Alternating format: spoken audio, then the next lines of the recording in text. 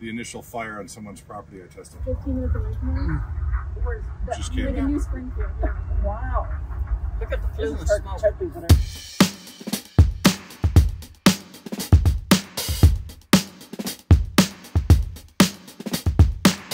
This lady here, that's Marilyn Leisner, the last mayor of Times Beach, Missouri, a small resort town along the Merrimack River just outside of St. Louis that the government bought out after some jackass contracted with the chemical companies to dispose of their waste. He mixed that chemical waste with oil and sprayed the roads of Times Beach with its mixture. Scott Smith, the guy in the blue shirt, has been to over 60 chemical contamination disasters, and he's brought Marilyn here to talk with some of the people of East Palestine, Ohio, the site of one of the nastiest, most toxic chemical spills in history. One of its citizen whistleblowers gave me a 1,400-page EPA memo with a list of chemicals that were on board the train when it derailed, that the EPA is now removed from their website. According to their own documents, the EPA knew about multiple sites of chemical contamination for almost 10 years prior to warning the residents of Times Beach. If there's anyone who knows the EPA playbook, it's the guy in the blue shirt. At Times Beach, the federal and state officials told us when the test results came back that they were under 100 parts per billion. We got their test results, and their test results were 1,200 parts per billion. We gave those test results to an AP reporter, and they published them. We asked them why they lied to us. They said they wanted to prevent people from being damaged economically, physically, psychologically, and socially, and they didn't want riots. But they already did that to us. Yeah. That's what they've done. They used our lab after telling us there was no lab that could do it. We had already collected some money to test ourselves, and so they used that lab. Our test results came back on December the 13th. Saying the dioxin was there, but we didn't have the money to say what the level was. Their test results came back on December 23rd. On December 23rd, they revealed those results at a Christmas party the residents that were in town had at our community center. And they again said, if you're in town, leave. Don't take nothing with you. If you're out of town, don't come back.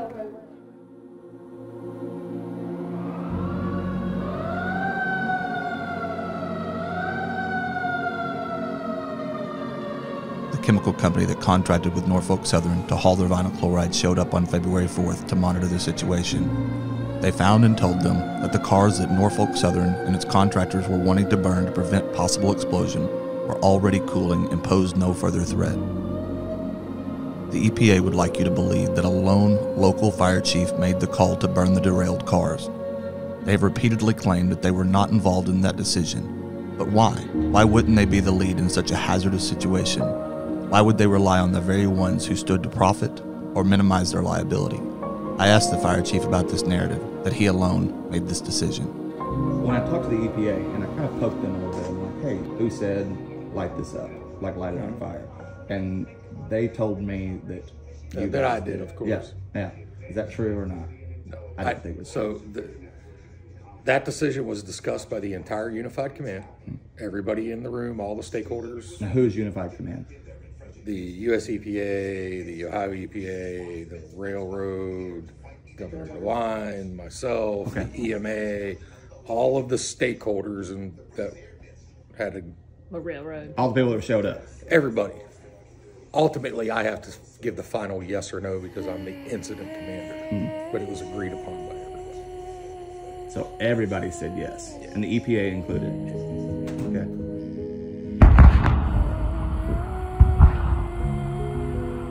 So what happens when you light things on fire, especially chemicals?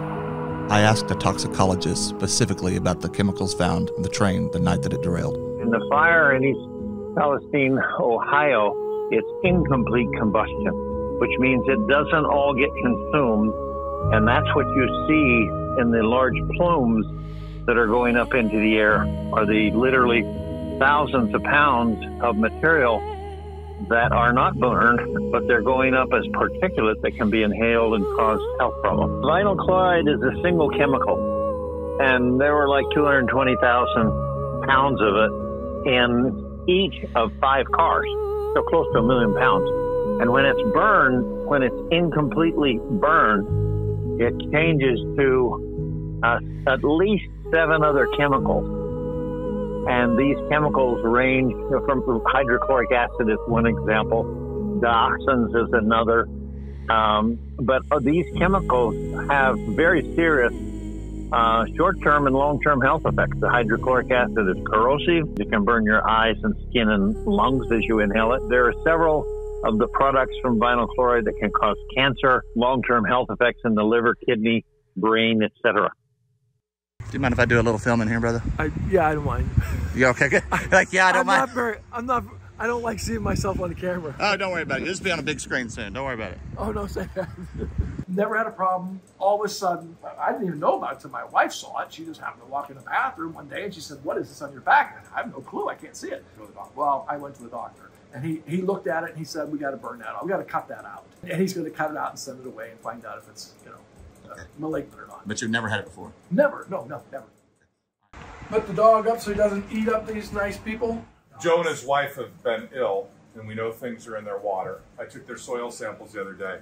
So instead of taking a biopsy of their lungs or anybody else feeling ill, the next best thing is a furnace filter to see what they've been exposed to so they can go to a toxicologist, medical doctor. And this is a furnace filter, and there's been no one else doing any furnace filter testing. Right after the plume of chemicals settled in and blanketed our property, which was the same evening that they blew up those tankers, okay? We were driving home and we saw the plume. We saw like a fog all the way around our house, and we couldn't even roll the windows down in the car to breathe because it would choke us half to death. And so I told her, we can't stay here. We got to leave. And so we left, and we stayed away for about 2 weeks and eventually another 4 weeks. When we came back, we said, we can't really trust the water here. We need to have the water tested. So we talked to Norfolk Southern. They said, go get your test done and we'll pay for it if you go get the test done. We did, but the testing site was not capable of doing a really good test of any possible metabolite that's a result of that controlled burn or that detonation of their chemicals. So Norfolk Southern said, we've got people that we can have test your water. I said, okay, I'm good with that. So they sent somebody over to test it. They tested it once. It showed vinyl chloride in the water. They came back again. They tested it a second time. Still there was vinyl chloride in it. We were both having a problem. It's not safe. We shouldn't be drinking it, which we weren't going to drink it anyway, but we probably shouldn't be washing our dishes or clothes or bathing in it. And they said, oh, it's okay. It's fine. You're fine. And so then they sent somebody from Michigan down to talk to us. They literally sent somebody all the way from Michigan just to talk to my wife and I. And she looked at all our results. She had them in front of her. She said, Mrs. Sheely, she said, I looked at your water. It's not that bad. I wouldn't drink it. I said, well, let me ask you a question. If we were your parents, would you tell your parents, if we were your parents, would you tell them it's okay to drink this water, to bathe in it, to cook with it, to do everything else? And she looked at me with a troubled look on her face and she said, buy bottled water. Do not drink the water. And you're going to see me swabbing this twice. One swab is for SVOCs, and the other swab will be sent to the lab for dioxins. This is an official protocol to sample what's on the surface. Needless to say, the EPA and Mark Durr are on tape saying, all my data is useless on this, and they're pushing back very hard. And we know why.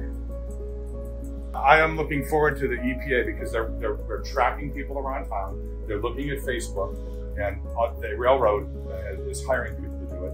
And the EPA is going around, well, you smoked cigarettes in college. Well, you drank too much. It's your lifestyle.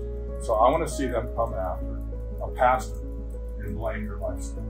Good luck to them. Good luck to them. So it might sound like the guy in the blue shirt has been to a few too many chemical disaster areas, that the fumes may have gotten to him. He's been on the ground at every single major contamination, spill, explosion, accident. Port of Stockton, California, Laurel, Montana, Santa Monica, California, and Eden, North Carolina, Aruba, Juanes Canal, Charleston, West Virginia. Just as he's been a fount of knowledge for Select, he's a fount of knowledge for a senator. The EPA and the railroad following people, monitoring their social media. The Government Accountability Project obtained emails from the EPA that make it not seem so crazy. Why are over 52 EPA agents being copied on the whereabouts of Scott Smith's location and and his actions. Why is a woman named Barbara McCree, who, besides having an EPA.gov email address, is basically a ghost, asking for Scott's personal address and information? Why the obsession from a major government agency on a civilian collecting soil and air samples for residents who are being denied help? Why do they need to know his address? Why do they need to know where he's at all times when he's in East Palestine? Why are they following him? Asking you if you're taking samples. Have you taken samples? I can't answer any of your questions. You can't. Well, then why should I answer any of your questions? We need to know who's coming and going on the site. But this is private property. I'm here. You're standing on private property right now.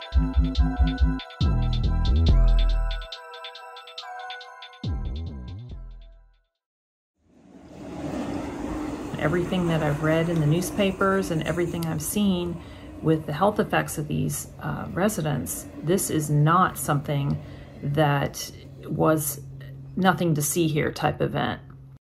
Scott came in and he countered that narrative that the EPA and Norfolk Southern has been putting forth for so long, that the chemicals of concern are all within acceptable limits, that it's safe to live in the environment, it's safe to go back home. And this is not what residents are experiencing, and this is not what Scott has found out through his results. Scott is doing testing that people can't get otherwise, and the EPA can judge his results and they can judge his methods, and it's the only way you get to any kind of transparency. Whether people agree with what he's doing or not, you need to have things to move the needle on what matters to the people in East Palestine. I had Michael Regan here in my home, the head of the US EPA. After I brought that to light, that the EPA agent wasn't honest about the testing, well, he acknowledged the chemical gas smell recorded. Okay. Sherrod Brown and Bill Johnson, the senator and congressman, they acknowledged the chemical gas smell in my home too. Did they test the filter the way Scott did? No. Nobody I did. didn't even know you could test until Scott did. Some said like fingernail polish remover with sweet added to it. To me, it was just a straight up burning. And when I say burning, when I came back into town to work, I would lose my voice an hour and a half into my shift. My balance would be off. I would stumble like I was drunk. And tell us again where you were working. How close were you to the derailment? I worked at the Circle K. Which is where? Right on the main street of town. I was in between the railroad tracks and the creek. Please pass on. We are here in good faith. I'm on the record in the media inviting the EPA and the railroad, specifically Will Burgess, that signed the lease, to join me anytime for the benefit of the community to take samples. We would love anybody to join us. The bigger picture is we want to expose what we've seen as a pattern of regulatory capture of the EPA in these disasters, of the responsible party, and the responsible party hiring its own contractors to do its work and then always coming up with non-detects or detections within, safe limits. It's just not an accurate reading based on the health symptoms and what Scott Smith is finding in his own testing. All the time we see this.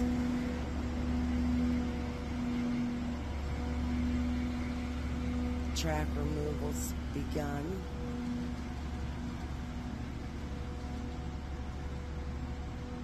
Lovely, isn't it? They had these aerators placed in front of the tunnel, like right in front of my neighbor's house. I thought these aerators were doing good. I didn't realize that they were gassing everyone more. How so? They were lifting the chemical up from the creek and putting it into the air. So it was filling up my neighborhood with that smell. And after that, an EPA officer had told me, EPA agent, I guess, had explained to me that those aerators should have never been placed in a residential neighborhood. This woman is still displaced. Actually, her kids has to stay with her mother because she's staying in a hotel. This is what it came to, is we are dying. We need our kids saved. You'll see on the right-hand side, you'll see the million-gallon tanks of contaminated water they have stored. And that's right here. What's this is all ground zero. That's all contaminated water.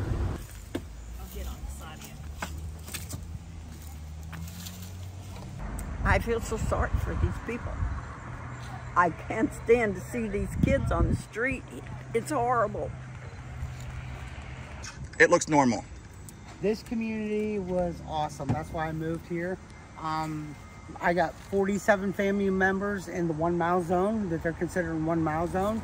I live next to my best friend since we've been in diapers. It was awesome. I love this place. But like what I'm saying is I don't understand like what you're worried about because everything's green. It looks beautiful. What's the problem? Okay. I have a problem with my soil samples coming back positive for formaldehyde. I had my surface testing done. There was a chemical that came back, hexochlorine benzene, that was banned in 1966. Everything that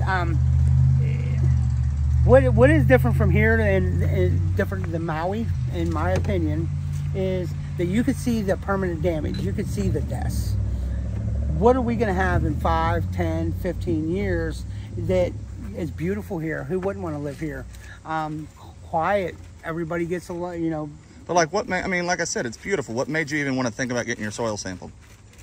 Because I knew something was wrong when my fiance was getting sores and blisters all over her bodies. When we had burning eyes, headaches, sore throats. I found 2 nodules on my tongue, or on my lungs. My liver enzymes went sky high. I tested positive first time for the metabolite for vinyl chloride. Then I started going to the creeks helping to film. And so I went and got another blood and urine test. It came back with the metabolite for vinyl chloride and benzene.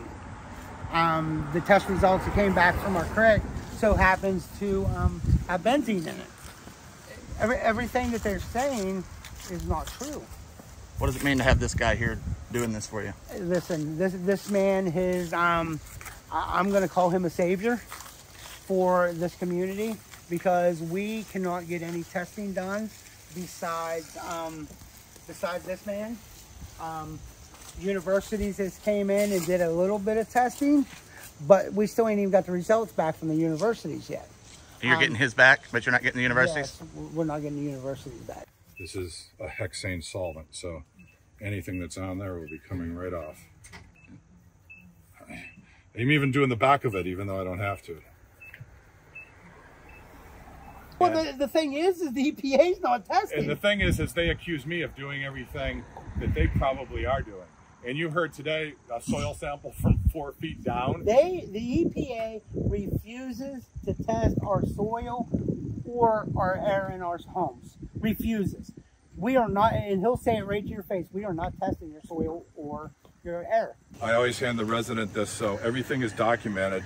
And you'll see me filling out a chain of custody tomorrow where I reference the timestamp and the geotag and where I am. And right now I'm taking a soil sample. See how I'm taking it? Is the dust particles settled? They're not going to go much below a quarter-half inch. So if I want to game the system and get a false non-detect, I'm going to core 4 feet down. So you send this to the same place that the EPA gets there, as far as an EPA? Well, yeah, it's Eurofin's the EPA-approved lab, and the EPA, that's a great question. When I've repeatedly invited the EPA publicly to test side by side and media asked them questions, the EPA said there's no need to test side by side with Scott Smith because he's using an EPA certified lab and we believe the lab results. What they question is my methodology, meaning why I'm sampling, where I'm sampling. And as you can see from the press release with the Government Accountability Project last week, I said, my work plan is simple. EPA refuses to test for a resident is reporting health symptoms. They call me, I test their property. That's my work plan. That's my methodology. I can smell that. You can smell the soil? I can smell the soil. Yeah. Yeah, I can smell it too. Wow. This sounds like a really weird question, but do you get a weird taste in your mouth when you get over here? Oh, it's a metally metallic. Yeah, I'm tasting it. I'm tasting that, and I'm thinking I'm getting paranoid, but... The back of my nose, my throat is on fire right now. Now, why do you test for SVOCs versus VOCs for these? Well, VOCs are the volatile organic compounds. Uh-huh. And those dissipate, they're already going to be in the air. So the key is the surfaces. Ah, okay. It's like the air you breathe, you know, going into the atmosphere. And at a murder scene, I'm basically testing for the blood that is sticking to the wall. This is like a murder scene. Tell me about the chemical pneumonia that you were experiencing your nosebleeds recently. Yeah, I've been in the creek, which is why I say the third event is excavation could be worse than the first two, where I went back and I had chemical pneumonia. And then I came back the following week and did a lot of soil sampling and had nosebleeds that couldn't be stopped. Scott Smith, he might not be an engineer, but he does have degrees from Baylor and Harvard, and he does have like 25 patents. He's the only guy smart enough to be out there testing the topsoil and looking in people's furnace. This environmental Avenger thing doesn't work out. He's always got a career in HVAC. The EPA might question Scott's methods, but I have questions about theirs. Like, why were air monitoring systems set up during the burn, grouped and placed in large part upwind from the plume? Why do they continuously deny that they were, in fact, involved in the decision to light the fire, after being presented with evidence that the tanks were cooling and at no risk of explosion? It's hard to believe anything that Unified Command says, while they hold the hands of the railroad and seem to be intentionally and strategically determined to produce non-detects. Why don't we deserve to be protected? Why don't we deserve to know what's in our food? Why don't we deserve to know scientifically through data, through health risk assessment, exactly what people are exposed to daily? Why? No, this is not the end, it's only the beginning. You will start telling the truth. You saw Dr. Rick Chai last night at the town hall and all that with the reporter Rich McHugh from News Nation. Those are water samples from all that. What's the difference between the top shelf and the bottom shelf? Top shelf are furnace filtered, and the middle shelf are soil samples, and the bottom is water. So when you get those samples back, do you report them to the resident? Yep, I go right to the residents. Okay. To put this into context, a lot of these samplers, that they take all these samples in teams of 4 to 6 people, and I'm just one person. And the whole process is I methodically set up the chain of custody, refrigerate everything, methodically set this up. Sometimes this will take 2 to 3 hours to write this up properly, go to FedEx. You don't charge these people anything for this, do you? No. How much have you spent so far in? Close to $100,000. In testing? Close to $100,000. And I had commitments from people to help with no conditions, and they all reneged on me. Lawyers have now reached out to test properly, so I've told the lawyers I'm not in the business of enriching lawyers. The community I do for free. So I'm just hoping to recover my out-of-pocket costs, because I came here for 2 trips. As you heard me tell the story, Ken Beresford, who was on the 2nd trip, said, you got to come back, and he passed away recently, and he said, you got to come back, and you're giving me hope for humanity. And I said the same thing to him, so I'm in all the way now. And so if people around me make promises and renege and don't want to step up to help, I have no choice to move forward. I'll figure it out.